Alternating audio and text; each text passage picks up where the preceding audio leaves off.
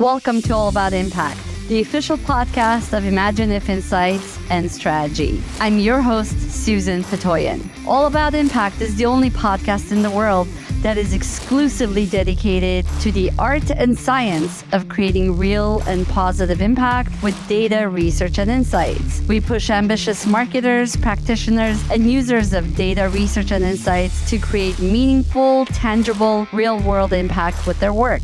Join us as we bring you diverse perspectives from hand-picked impact champions, incredible cross-disciplinary leaders who are masters at activating insights to transform business and achieve unparalleled success for their teams, organizations, careers, and of course, customers. Now is the time to venture into the world of influence and impact far beyond data and insights. Tune in today and boldly unleash the impact champion in you. In this episode of All About Impact, my guest is Jordan Cusner, who single-handedly wins the title of having the most unique background of all my guests. You see, by training, Jordan is both a musician and a lawyer, which I figured out very quickly when he supported my Disney account at C-Space years ago. With a balanced left and right side of the brain and a talent for navigation, Jordan's journey has taken him to great brands such as Hasbro and McCormick, and currently to his role as head of guest insights at Popeyes Louisiana Kitchen. And this talent to bring the voice of the customer effectively and flexibly in different industries holds the key to how Jordan drives impact. Basically, impactful research requires a lot of give and take. Choose companies that are already customer-centric? Check. Collaborate well in all directions within the organization? Check. Start small to win big and aim for cultural transformation? Check and check. Are you ready to see how an artist and a lawyer turned corporate brand researcher has traversed so much to achieve so much impact? Welcome to another episode of All About Impact, Imagine If's podcast specifically dedicated to the art and science of making a difference with research and insights. Today, I'm super stoked to have an awesome guest for our podcast, someone that I haven't talked to in a while, but I've always kept track of because you guys are going to see what an amazing journey he's had through some fascinating brands. It's Jordan Cusner, and Jordan currently heads the guest insights function at Popeyes Louisiana Kitchen. Very fun. Previously, though, Jordan, you were at many other amazing brands and companies. First of all, welcome. And why don't we start with you giving us a brief kind of background on all the brands you've been part of, all the work you've done over the last few years. Sure. Well, thank you, Susan, and great to be here. So I got my start. I was a musician. As you can see from behind me, I've got the records up. I studied music and then found myself in law school, got hooked up in brand strategy, and then found my way to research. And I actually supported, as you may remember, the Disney account back in the day. And that's when you and I met long ago. I don't want to say how many years, but and I worked in qualitative research for a number of years. And then I parlayed that into a role at Hasbro, where I led insights for the global gaming portfolio. And then I moved from there to McCormick, where I supported our condiments business, our global strategy team. And I was there for about 6 or 7 years. And then about 2 years ago, I moved over to RBI and I worked for Burger King for a quick stint. And now I'm leading insights for Popeyes. So you started with music, which is always fun. And then you ended up with food, which is always like delicious, right? That's an amazing journey. Thanks so much, Jordan, for coming today. I know you're super busy. So why don't we get right to the point? So as we connected and I told you a little bit about what we're doing here, we're trying to evangelize this idea, this notion of making a difference, like a real, tangible difference with research and insights within brands, as well as, within the markets that these brands serve. And often, historically, people think about impact in terms of constructs like ROI and, this project was done on time or on budget. There's like normal standard kind of measures that we use. But beyond that, Jordan, I wanted to kind of pick your brain a little bit based on all this experience that you have. What else do you think should go into the definition or how we think about the broader sense of impact and the role insights, market research and insights would play for these large brands and organizations? Yeah, sure. So I think the ROI question comes up a lot. Certainly budget season when I'm trying to secure funding. everybody wants me to justify my existence. Luckily, I haven't had that experience in a few years. And you work for organizations that are really oriented towards insight, it becomes less of an uphill battle. And the challenge is people always want to figure out, well, what did you do? How did you impact this? And the truth is there's always success stories, right? There are the product launches, there are the award-winning product launches that I've been a small part of, and that's always really exciting. But the truth is there's a lot of the work that doesn't always make it into that exact format or end stage, certainly not in time for those conversations. And candidly, not every idea gets executed exactly the way that Insights would have proposed. Right. We are supportive of cross-functional teams and how those ideas come to life and how they're, whether it's about communication and the way it's commercialized, it's a little bit out of our control. So to kind of marry Insights and marry its effectiveness to like successful product launches when there's a whole lot that happens in between, that isn't always the way to do it, in my opinion. For me, it's a little bit more maybe intangible. I think there are two things that come to mind.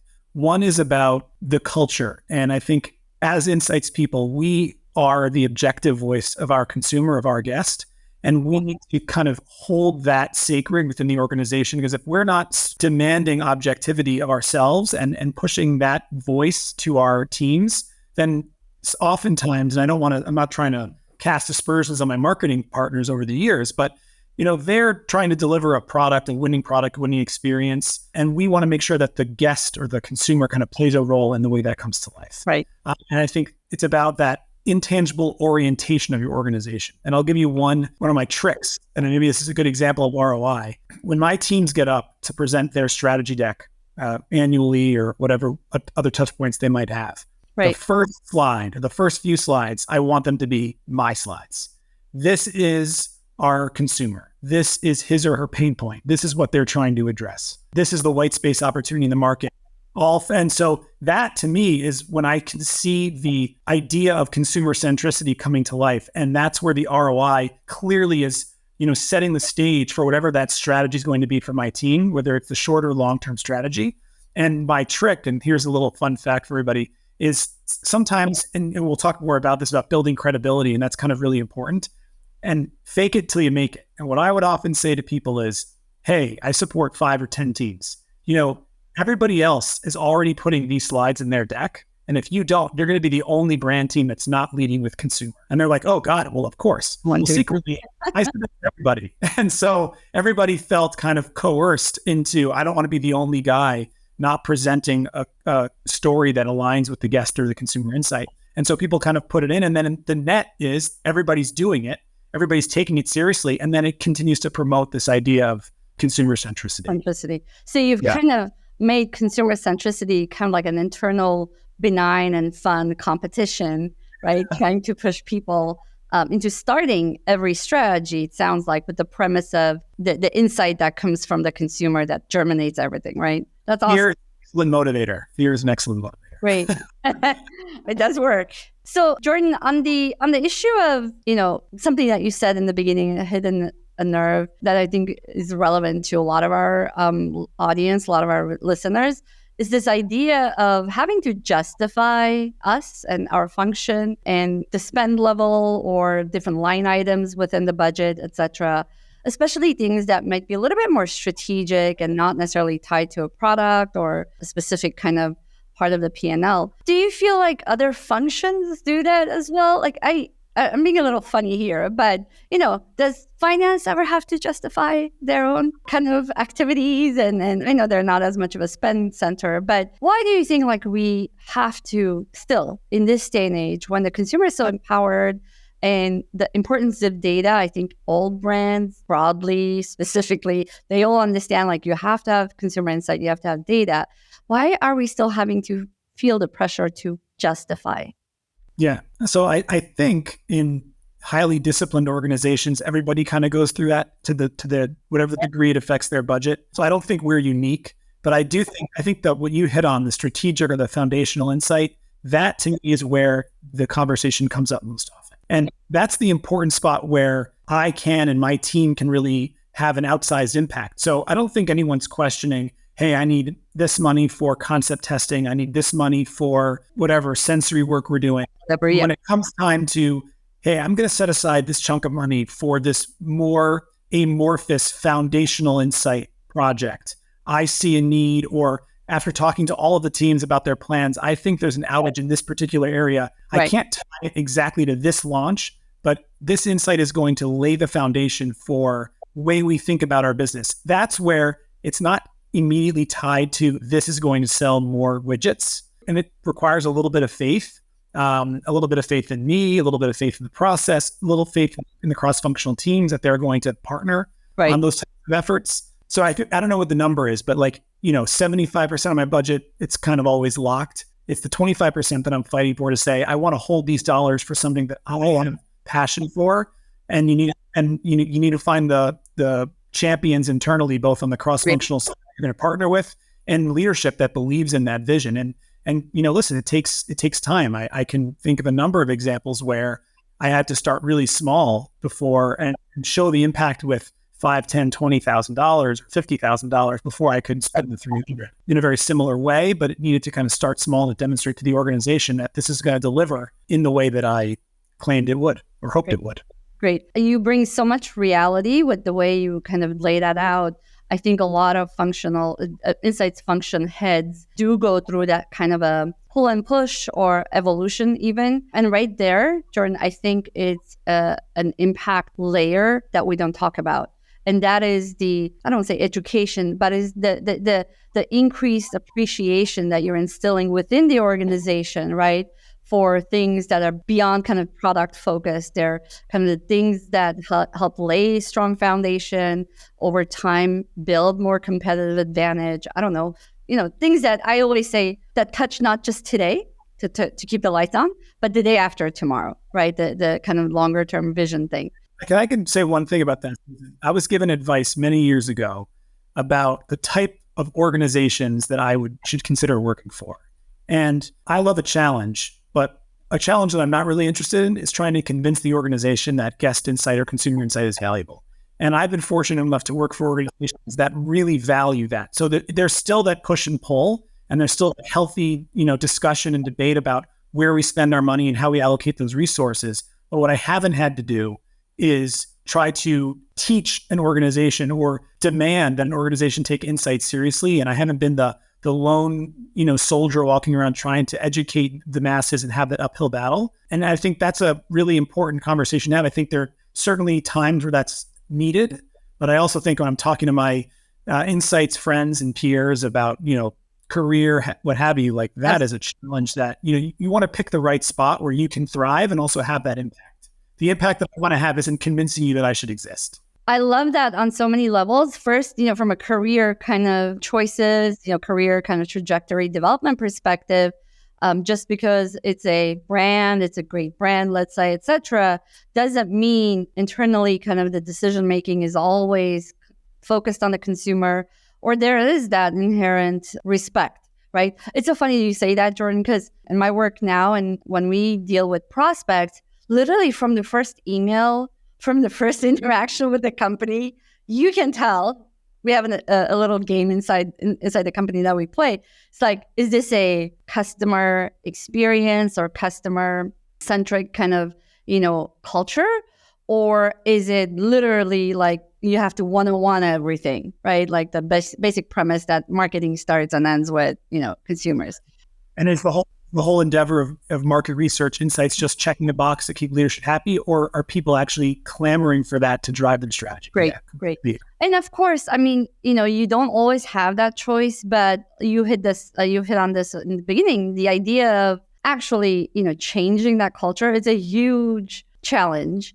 And it is not just upon the head of insights or the kind of the consumer facing functions. Marketing would have the same issue, right? If it's like a very financially driven, performance driven organization, sometimes you see like CFOs who become CEOs. It trickles down a little bit, right? That is an uphill battle for pretty much for media, for marketing, to spend in order to perform or to do well. You already hit on a couple of the barriers, Jordan, in terms of like shaping the, kind of calculating the ROI or setting it up for successful calculation. But beyond that, to shape this notion that we're making a big strategic difference for the organization. But let's go, maybe make a list. Like, what other barriers have you seen? Assuming that it is generally a consumer-centric organization, like what other barriers have you seen in making the organization consistently, want to act on the insights that come from the market, especially on those kind of amorphous or more strategically kind of foundationally oriented projects? I would say there's a little bit of like political shell game that you have to play sometimes. That's not fun and not where I want to be. And it's a little bit of kind of managing in both directions. I use the term manage loosely because I'm, managing up is kind of a term, but I don't really think I manage down to, or down's the wrong phrase maybe, but I partner really with my cross-functional teams. But I think that both directions, if you will, of that interaction are super important. One is securing the, having a deep understanding of what this business team is trying to accomplish, being at the ground floor of those discussions where I'm not an order taker that shows up at the last minute that's told, hey, I need a concept test. I want to be part of that discussion to help align on what the business needs are, what our objectives are. And I think building that collaborative relationship is super important because then you have, then you're collectively designing what that research plan needs to look like. And you already immediately have buy-in and stakeholders who are engaged. And I think without that, that's kind of like, maybe Insights 101 is like, don't ask questions you don't want the answers to. Maybe the 201 is don't ask questions that you don't have anybody that wants to hear the answers to. And then maybe the third part, the second half of that equation that I set up is making sure that, leadership and the ultimate decision makers to whom maybe your cross-functional teams are presenting these insights or this business plan, that they're aware and they're bought into the process, at least at a high level. And I've been in situations where there were maybe a few too many executive stakeholders and maybe we didn't manage them all in the exact same way. And then suddenly person A is getting one version of the story, person B feels like they didn't hear it. And suddenly you're now you've done all this work, you've got all the partnership, everybody's bought into this framework or these insights and the strategy that kind of emanates from that. And now you've got to do a whole new round of sell-in to convince people that this was the right approach. And so there's an element of, that partnership, but also keeping people informed and bringing them along on that journey. A little bit of, internal client management, but also making sure that it's not just about meetings and hand-holding. It's about making sure that the right pieces of information, the right nuggets, the right framework is constantly being shared with all the right folks so that when you get to the end, there's no surprises. We know why we're here. We're all, rowing in the same direction, to use a dumb business cliche. And now we get the opportunity to kind of present the really big win here, and everybody's excited for that. And we're not kind of, again, facing that friction, adversarial, prove your existence type of thing. So I think that to me is a really important part of like, I'm not the nucleus of my business. I think guest centricity and consumer insight is super, super important, but I'm not the one who, my marketing partners, they are the ones kind of driving the commercialization process and making those calls. Right. And I don't want what I do to be a sticking point. I want to make sure that I'm facilitating this, the achievement and the success of those teams. Right. I'm a part of that versus being a barrier. Yeah. Wonderful. A lot of great insights there, a lot of great nuggets in terms of the blueprint for good partnership, for positioning the function properly, for navigating the, I don't want to say different agendas, but different perspectives, because each function looks at the business from a different angle, and often insights, because they are the voice of the consumer, another cliche there, they do have to kind of horizontally connect the dots a lot, right, for a lot of different teams. And there's a ton of complexity there, often things that do get a little bit sticky, aka political, right? And you do need to it feels like you agree that there has to be a certain level of leadership above and beyond the technical aspects of research, leadership in terms of knowing what message when to present to whom, and how all of that umbrellas together for a cohesive strategy that's consistent. Even though, let's say, function A, creative, may or may not apply to all businesses, looks at the world through one lens, and finance, who has to do forecasting, whatever, looks at the world through a completely different lens. But there's one consumer in theory, right? It is our job to translate and make sure they're getting one truth. And the only thing I would build to that is there's no one size fits all. And I think you need, especially when you're dealing with your senior leadership, they all to your point, have different perspectives on the business, different styles. Yeah. Some people, and some people want complete information. Some people want highlights. Some people want to be brought along in that journey. Some people don't want how the sausage is made. Yeah. And if you kind of have to tailor your communication. Like, I'm not the kind of, I like to provide information and kind of keep people in the loop, but I also don't want to give something premature where I haven't really built that story out. But sometimes you kind of have to. And if I'm not giving those nuggets along the way, you don't have the engagement, and you need to use some of that to kind of maintain that. So it's about understanding the styles of the folks you're partnering with and making sure that you're partnering with them the way that's most effective. Absolutely. Absolutely. And this may not be in the DNA of every research person, right? Every research professional necessarily, Jordan. What we've learned through a lot of other conversations and our own experience is that the more empowered the team is, the consumer insights team or the customer, whatever it's called, the market research team, etc., the more visibility and access they have to have this level of influence. Sometimes it's correlated with, we have a head of the function or we have a high titled leader in the team who has time and the skill set to go out and do this type of management, this type of alignment processes, etc. However, more often than we'd like still, I feel like a lot of researchers are still in execution mode and they're focused on cranking out the best possible research for good reason, right? And or cranking out a ton of data because in their world, in their own lane, the data has to be a certain way or the story has to be whatever, right? The business an organizational lens versus the technical research lens that we all want and have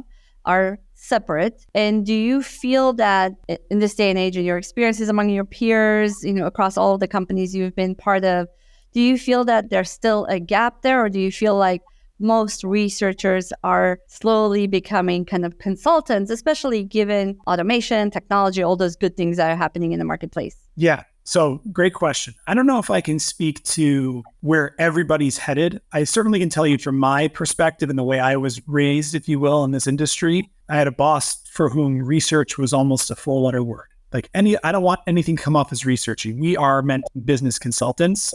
And on some level, and I don't want to minimize it, but on some level, anybody can kind of do their research. Like, that is when you work for a large organization like you and I have, you have external vendors that you rely on for a lot of the crunching, the number crunching, and the folding, et cetera.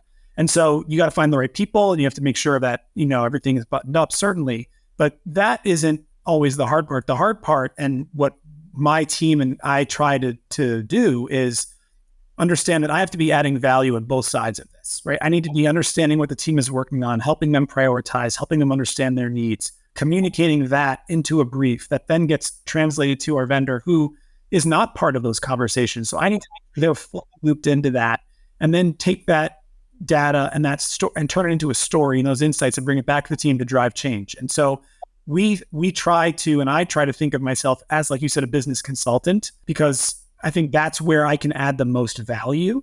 Hopefully, maybe it's unique value that I can personally bring to the table. I think I may have glossed over this, but I'm an attorney as well. And I remember when you and I first bonded, when you found out I was a lawyer. But the reason I don't practice is because I felt like a monkey in a suit. I felt like when I was interning for the Attorney General in Massachusetts, if I didn't get that job, they would have given it to somebody else, and he or she would have produced the exact same output. So I like to feel like I can bring some of my own creativity and perspective to the role. And that is what I try to bring to life in this consultative role.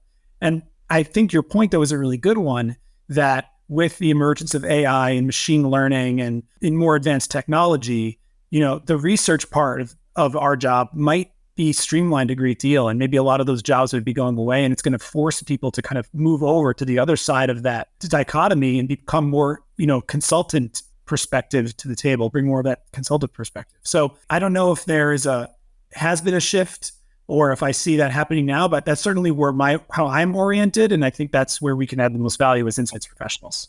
Love it. Love it. Great perspective there, Jordan, like directly helpful and relevant, regardless of kind of what organization our audience members might be in, what type, as well as what level, right? Because we're all feeling some of these pressures of really understanding the business and business dynamics and what's going on, especially in the last couple of years, gosh. But also being on top of the trends on the technology side, on the research technologies, especially side. Awesome.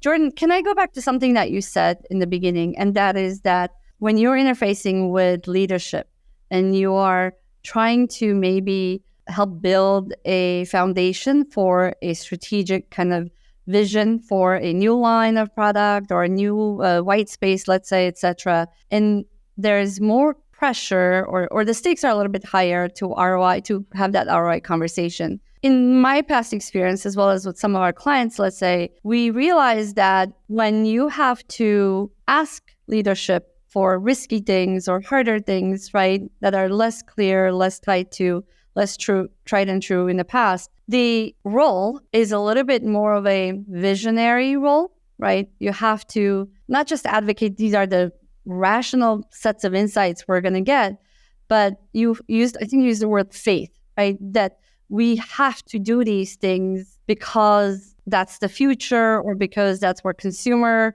behavior is going, etc. And that could be daunting for a lot of people who might not have the argumentation skills that you have as a trained attorney, right? So can you speak to that a little bit? And what are some of the pieces of advice or tactics, perhaps, that may work well, specifically about that 25% of your budget, right? Let's say, but more about like when you're talking about strategic investments and things that as a consumer messenger, that these are the right types of things to at least talk about or look into. How is that influencing process working? Yeah. So we talked about kind of over time building that support. So like, I think that's probably the first and most important piece. And now I'm going to speak out of both sides of my mouth. One is, like I talk about the importance of me being a thought leader and being a consultant and kind of living into that role where certainly I'm bringing my own creativity to the conversation. And I love that. But I always say, they are not paying me for my gut. I'm just one guy. And as smart as I might think I am, that's not my role here. And I think those two ideas come together. And when done well, and I haven't had complete success in this respect, but when done well, I don't think it's as hard to sell it in because I'm coming in saying, we see an opportunity. You've asked us to explore this thing. You talked about a white space opportunity in the CPG space. It was often about capital investments, and you're talking about, tooling for products, and that can be very, very expensive. And then, but the flip side is I'm bringing data to tell this story. And so, a little bit is, it's art and science. It's me kind of telling that story and working with my partners that have built up that credibility to tell that story. And then we're bringing data. So it's not my gut. It's not just something we feel good about, but rather we identified an opportunity. You leadership asked us to explore something.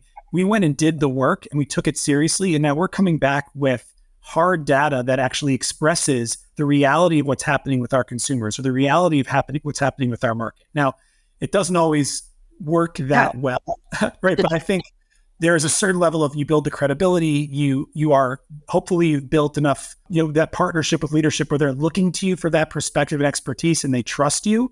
And if you do it right and you do it well, you're showing up with the ammunition so that you have an ironclad case. And more often than not, you get the hard questions only at the last minute when you're dealing with leadership and they have a perspective on the business that you didn't have, or they've been exposed to parts of this business challenge that you were not aware of. And then you can go back. And as long as you have a sound process to get to that data and it is treated with respect and with integrity, you can go back and say, you know what, I don't have that answer off the top of my head, but we have the data. I can go figure that out for you, or we can do some supplemental research. But if you show up with nothing but you're a hope and a dream and you don't have any data, it's all relying on me individually, and I get the hard question, now what am I going to do? So, you talk about my skills as an attorney. I mean, to some degree, I think it helps me communicate, but I'm not looking to argue with my leadership or really with anybody I work with. Like that's not fun. I think debate can be healthy, and I certainly fight for what I believe in. But at a certain point, we all have to kind of make concessions or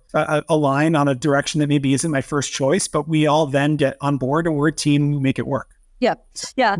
Well, the place, but hopefully that answers your question. It's a great answer. It actually, you said talking from both sides, but it's really about, we still have to have those hardcore research skills and the rigor of the data and smart design, all of those good things. Absolutely. But those alone are not sufficient anymore. You do have to bring the skills needed to interact and influence leaders, in all directions, right? And as well as that business acumen, which is only possible if you operating based on trust and good relationships and communication and partnership, all of those things. So the job is a lot harder now for everybody. Good. Jordan, anything else that you'd like to add in terms of tactics or strategies to put the function at the table a little bit more so that there is more potential for good, clear impact, and we're not just number crunchers, or we're not just... Sure. I'll say one more thing. I think it's easier said than done, and it's hard for folks like me to maybe stay true to this idea. But I think there's a real truth to the notion of walk before you run. And that comes in all shapes and sizes in the business context. But when you think about guest centricity, like that's an ongoing journey. You're never going to be there. You can always get smarter and have better insight, and also have an organization that is more dedicated to chasing that insight, so that's never going to change. But recognizing that you are always going to be inching closer and closer to that ideal and trying to make that progress. And sometimes, I shouldn't say I know, I really think that the solution is this, or we need to be doing that. But if I pound my hand on the desk and aim for this, whatever this project is or this execution might be, I'm going to get nowhere. So it's kind of building that credibility and pulling the organization along through that journey with me, and recognizing that you'll get there eventually, and you can't go too fast, because then you're going to lose people in the org. You're not going to get the buy-in that you want. So, and this is certainly true over the course of my career. Look, I've moved from a number of different teams. Even within McCormick, I was on supporting different functions. And I mentioned the condiment portfolio. That was an acquisition. And so we were integrating two completely different organizations into one, had very different orientations for how they thought about insight, what was important, what they were looking for to drive their business. And candidly, McCormick was acquiring this other brand. So what we were doing, our way was the way, in a way. You know what I mean? Our way was a way in a way. And so how do we influence the folks that are new to the organization, using that as an example? And it's baby steps. It's pulling them along that journey. But I can't just say, this is the way we're going to do things, because you're not going to have the support. And I think that's true of moving towards an ideal of guest centricity in general, one step at a time, and eventually you'll get where you want to be. But if you try for too much off the bat, you're going to get nowhere. Great example of, I think, another skill that we don't often put on our resumes or on our capabilities as a function internally, and that is being an effective part of proper change management, right? Like that acquisition you talked about is just one example. But earlier you hit on like the idea of becoming more and more guest-centric or consumer-oriented, et cetera. So yeah, there's a lot of different angles and layers to consider when we're talking about starting or being in a position to have great impact on the bottom line, on the product portfolio, on the guest experience, on leadership, so on and so forth. Jordan, I'm looking at the time, and I don't know where time went, but usually I end, first of all of this is amazing in terms of how real world and how powerful, compelling, but also how inspiring it is for someone who might be in a very different function or in different culture, right?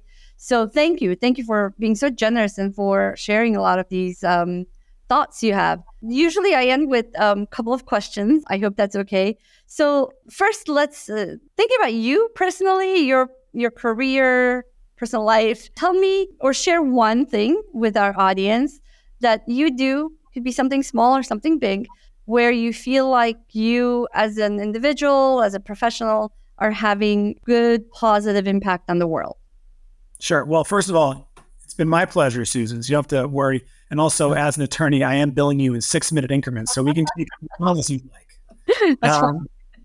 So I have, I don't know if you know, I have 5 daughters. Yes. So I'm I feel like my hands are really full. One of my daughters has dyslexia, which was a relatively new development for us a couple of years ago.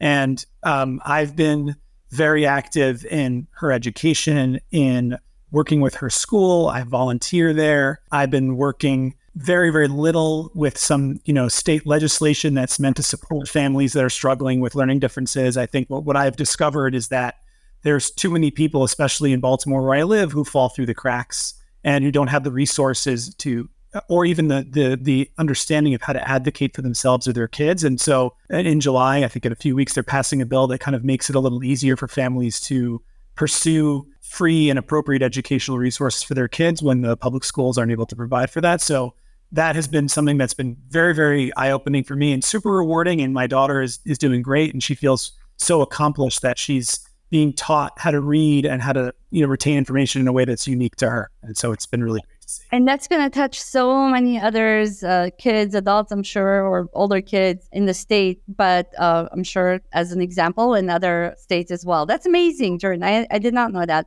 Thank you for sharing. Now, the second question we always ask is, what about the flip side? What is one thing that you'd like our audience to do, which is very diverse? It could be insights buyers. It could be, insights, people who produce insights on either side. What is one thing that you'd invite our audience members to do personally, professionally, to have positive impact themselves? Yeah. Sure. Why? So I talked about my youngest. My oldest and I'm going to steal this one. She and I went to see a concert in Madison Square Garden. Her favorite band is Paramore, whom I also love. Check them out. I am not this really earthy, global warming guy. I believe in all that. I don't think it's a hoax. It's not something on my radar, but the band was advocating for people to eat plant-based. And of course, we've all heard these pleas, and there's a number of plant-based restaurants in my area that I go to, but the request that they made, I thought was so clever. They said, can everybody here commit to eating one plant-based meal a month? One meal a month. And I think you talk about change management and baby steps. When you tell people, throw out all your dairy products or throw it, no one's listening to you. That's just not reality. Yeah. But when my daughter and I heard that, we both thought, wow, like I can do that. And I think the impact of that is obviously at scale is huge.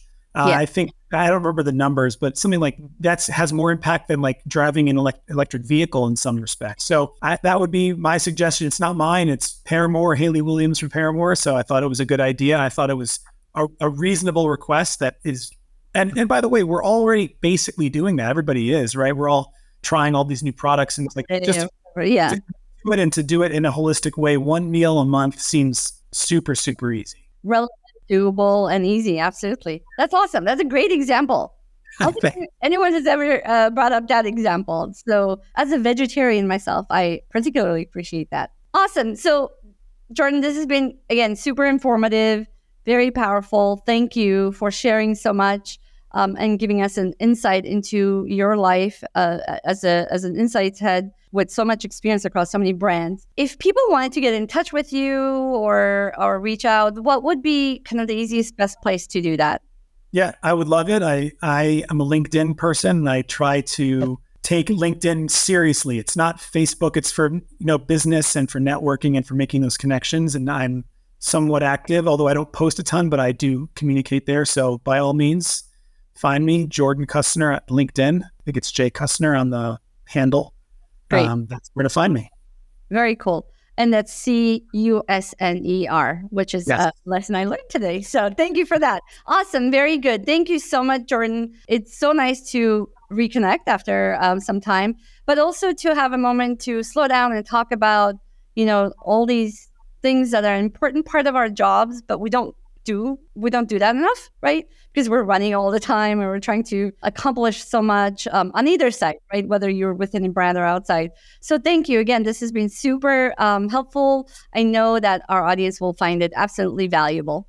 My pleasure. And kudos to you. I think what you're doing is great and I'm happy to be a part of it. Thank you. Thank you, Jordan. As you heard in this episode of All About Impact, you don't have to be a musician or a lawyer to achieve success with research, but you do have to be strategically open and flexible to drive great impact. What is your formula of driving impact in your organization? Impact is the next frontier of research and insights, and it could be a lot easier with the right partner next to you. Reach out to me, Susan Petoyan, on LinkedIn, and let's together discover the impact champion in you. Tune in next week for another episode of All About Impact.